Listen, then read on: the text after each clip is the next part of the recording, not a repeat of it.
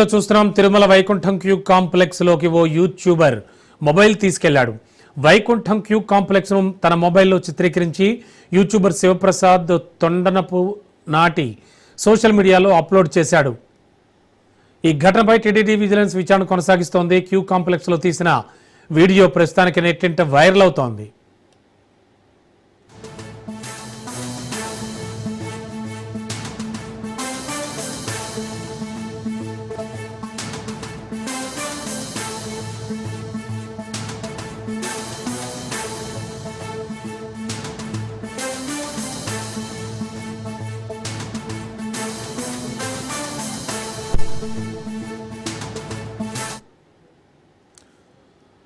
Breaking లో చూస్తున్నాం Tirumala Vaikuntham queue complex లోకి ఓ యూట్యూబర్ మొబైల్ తీసుకెళ్లాడు.